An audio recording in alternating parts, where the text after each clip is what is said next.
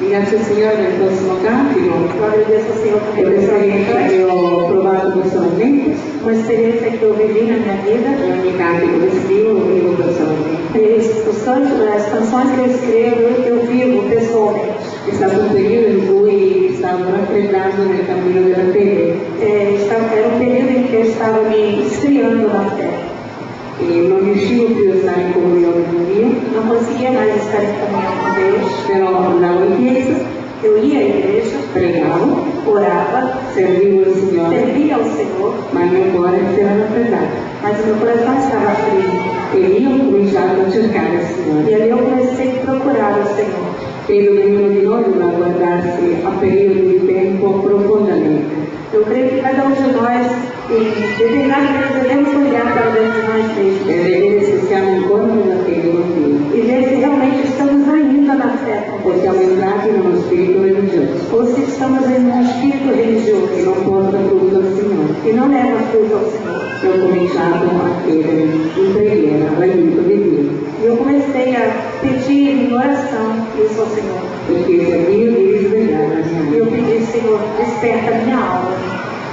Si chiama risveglio. Esse tanto de desperta.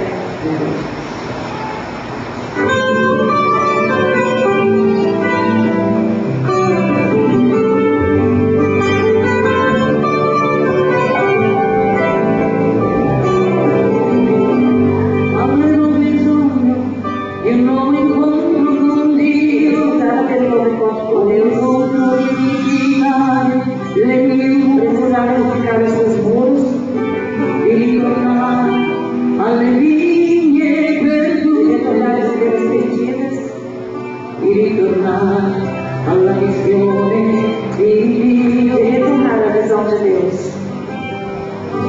Avevo bisogno veramente di Dio, Realmente precisava de Deus. come la cerva desile confida, Como a costa deseja as águas.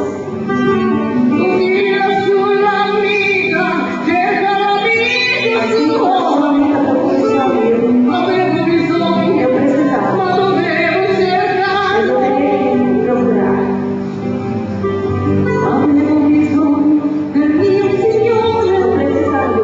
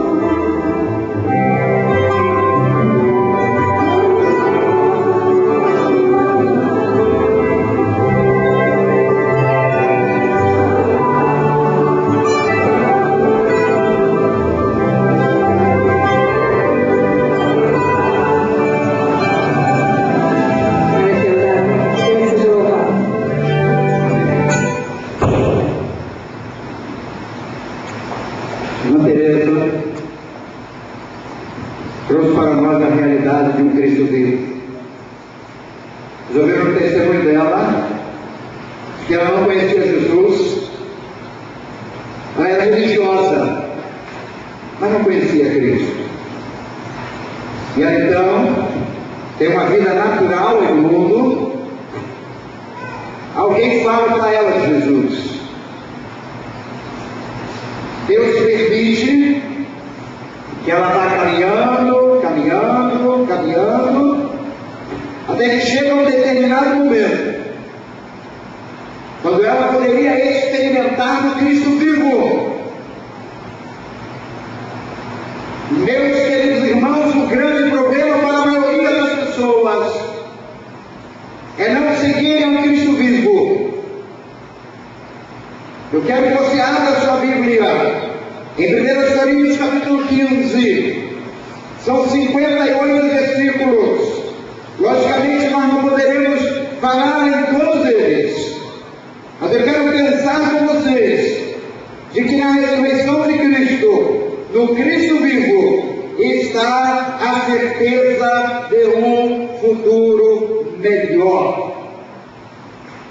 Então, nesses 58 capítulos, você poderá ler em casa, segundo os estudiosos, é um dos mais profundos estudos a respeito da ressurreição em o Novo Testamento. E você poderá ler versículo por versículo, calmamente.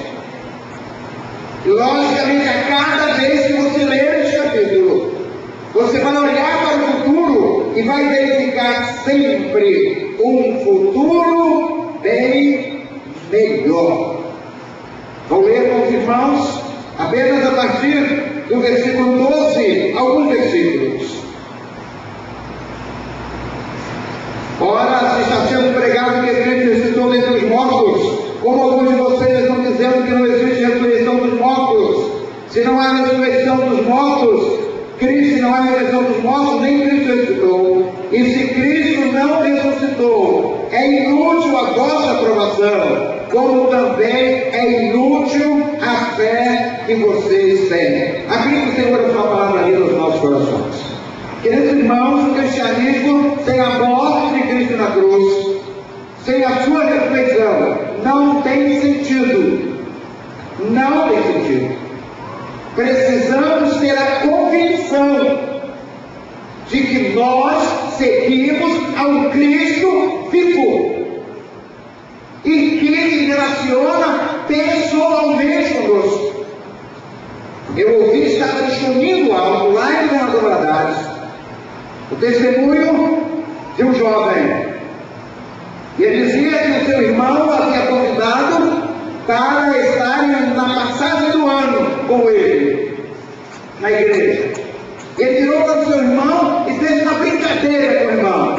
Lá tem cerveja, lá tem isso, lá tem aquilo, tem aquilo outro. E o irmão olhou para ele, muito sem graça, e saiu. E aquele jovem vai para casa.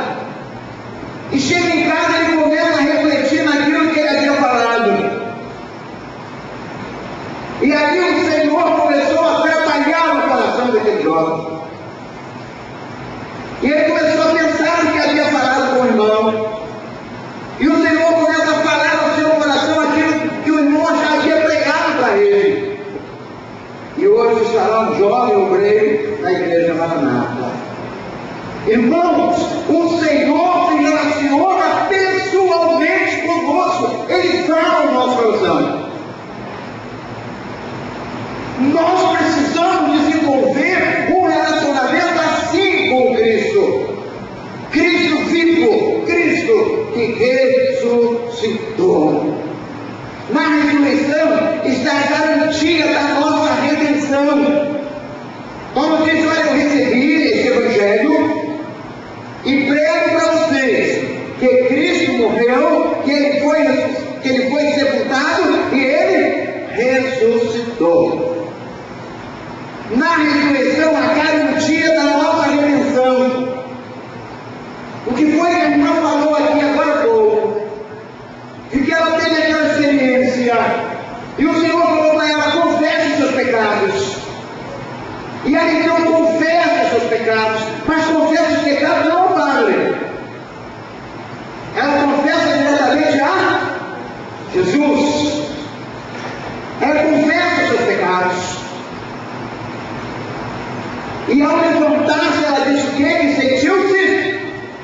perdoada.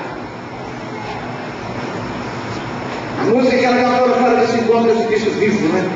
Esse Cristo vivo. Ela agora não tem mais nenhum sentimento de culpa. Não importa o que ela fez, ou o que faz ou o que virá fazer. A ressurreição nos garante, queridos irmãos, que o sangue de Cristo realmente nos purifica de todo o pecado. Não preciso trazer mais nada para que Deus me perdoe. Cristo fez tudo, mas tudo o que tinha que fazer. Eu só preciso reconhecê-lo como aquele que morreu em meu lugar. Eu também disse para Deus: Senhor, eu aceito que Cristo morreu por mim. Eu aceito isso. E pronto. Porque na ressurreição de Cristo, a garantia para todo o meu passado. Em Cristo, justificação. Em Cristo, regeneração. Em Cristo, a certeza de que Ele habita em cada um de nós. Mas, queridos irmãos, na ressurreição, nós encontramos a motivação para viver. Paulo vai dizer, lá no capítulo 29 até o capítulo 34, ele fala que ele enfrentou perigos na Éfeso. E ele diz: olha, para que enfrentar tudo isso se Cristo ressuscitou? Se Cristo ressuscitou, vamos seguir uma adágio que era normal lá. Vamos comer e beber. Vamos aproveitar a vida. Irmãos, a ressurreição de Cristo é a garantia de que eu vou vencer. Que não importa quais sejam os problemas, Ele vai me consolar. Ele vai me sustentar. Mesmo quando eu estiver lá na fraqueza. Eu estava conversando com um adolescente da nossa igreja. Ele disse assim: poxa, pastor, eu falei para aquele irmão lá